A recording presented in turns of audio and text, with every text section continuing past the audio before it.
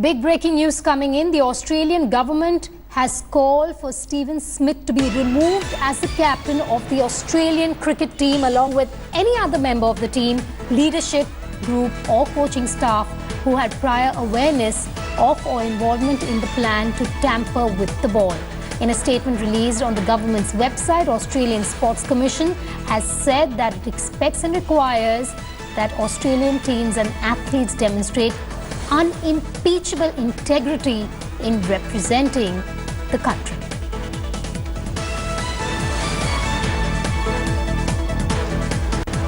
Catherine McGregor now joins me on the phone line from Australia. She's a senior sports journalist there. Catherine, just give us details of what the Australian government has now asked for. We believe they want Steve Smith to now step down as the captain of the Australian cricket team.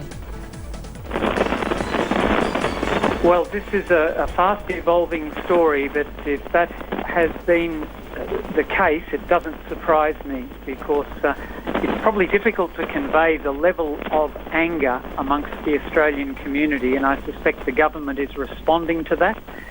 And the government must also be aware, I suspect, of the global outrage that this has brought to a head, I think, an attitude that's been developing for a while, that the Australian cricket team behaves with impunity, and they often speak about crossing a line in sledging and player conduct, but it seems that the only team that knows where the line is Australia, and they've infringed every time. And there's been a growing groundswell amongst cricketing nations saying that every time there's a controversy involving player conduct, one party to the dispute is Australia.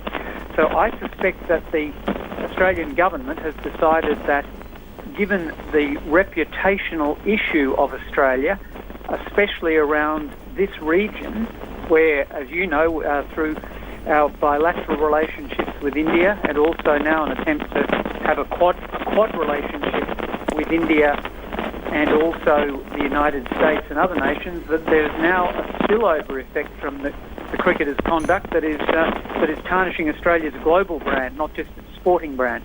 Catherine, then, is it just a matter of time? Is it imminent now that Steve Smith will have to step down as the captain of his team?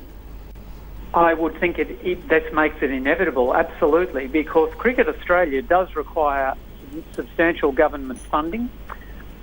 It also requires an enormous amount of government infrastructure in terms of access to playing fields and so on. They're also incredibly vulnerable at the moment because they're renegotiating their media coverage deals.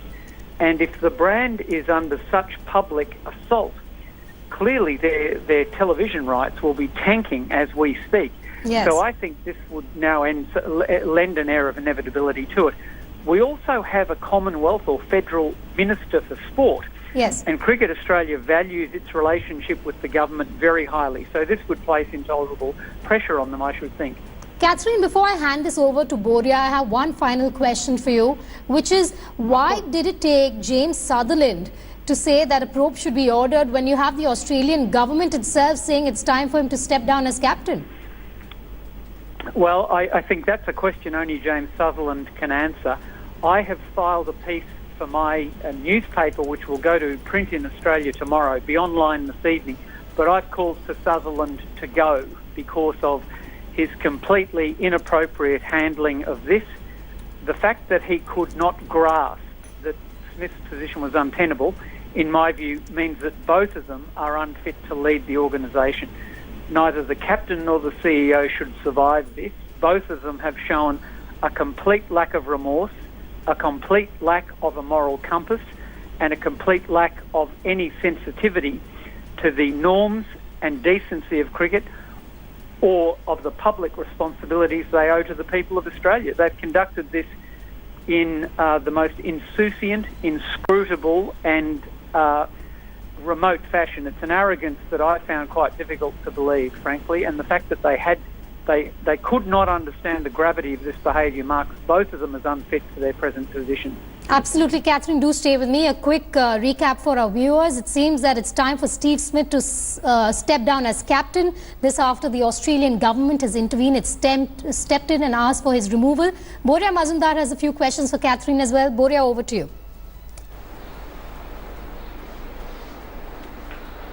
Thank you, Vedika. Catherine, I'm quite, sort of shocked to say the least. I mean, I'm totally with you when you questioned the arrogance and questioned the leadership. But tell me, what is the way forward for Australian cricket from here? I mean, in 1.5 hours, your country will still see Steve Smith stepping out as Australian captain. I mean, is that a disgrace for Australia, the country, Australia, the cricketing power that we love, to sort of fight on the cricket field? Is that the Australian sports fraternity, taking that lying down? Or what will happen? Can you give me a sense of the outrage that is prevailing in Australia at the moment? Michael Clarke tells me the country is fuming. You are telling me the country is fuming. The government is interfering. Can you tell me or give me a sense of what is going on ground? Yeah, it is, Borea. To give you some context on this, about 2 or 3 weeks ago, our Deputy Prime Minister had to resign over personal impropriety involving an affair with a member of his staff.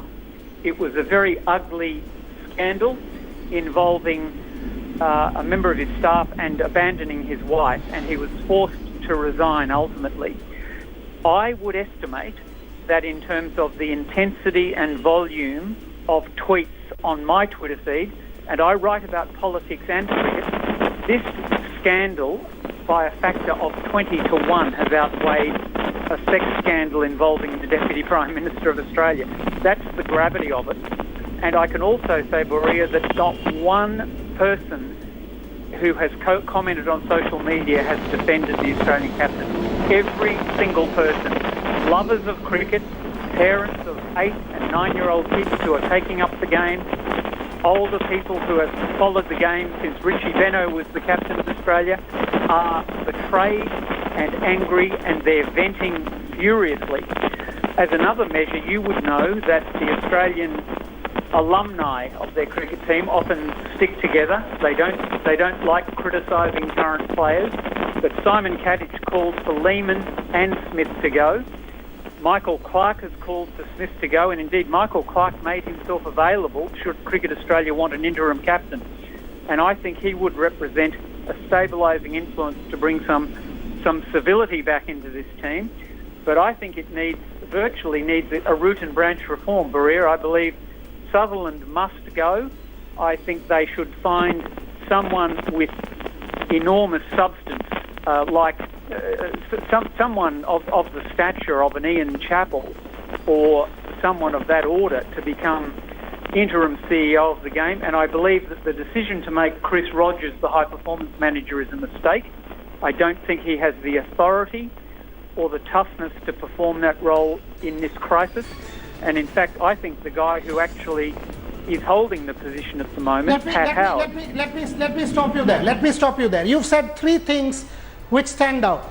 Let me stop you there. 3 things you've said to me stands out. 1, Michael Clarke making himself available to captain Australia to come out of this crisis is a massive, massive statement. So, how does the Australian cricket fraternity look at such a comment from one of the most respected captains of the game? Because Michael Clarke's conduct during the Phil Hughes incident had endeared him and Australian cricket to the world. So tell me about that. 1. 2, James Sutherland and his team, whether it's a Pat Howard or it's an Ian Roy, had about 7-8 hours since last night to mull over their press conference. Why, despite that, there is this lame press conference which said, oh, we are shocked, we are shattered, we are dismayed, but no action? And finally, what about Darren Lehmann? I mean, what I'm hearing is the leadership group did not involve the coach. But how is it possible that the coaching staff had absolutely no role when all of this was being discussed at luncheon break? And leadership role, if I know right from the Australian cricket fraternity, involves 5 players. Now, who are the 5 players? So obviously Steve Smith, obviously David Warner, there has to be Nathan Lyon, there has to be Mitchell Starc, there has to be Sean Marsh, maybe the 5 seniors. Now, does that mean that all 5 seniors will have to take responsibility and go? Where is this headed? Can you give me a sense? Yeah, well, I think in order of your questions, Borea, I think Sutherland's handling of this has stamped him as totally unsuitable to continue leading Australian cricket. It has lacked judgment, it has lacked perspective. I would like to know more about Pat Howard's role. I know him well. And the beauty of Pat Howard, for those of your listeners who are not familiar with him, he doesn't have much publicity, but Pat Howard was an elite rugby player. So he is not tainted by the culture of the Australian team or the Australian setup.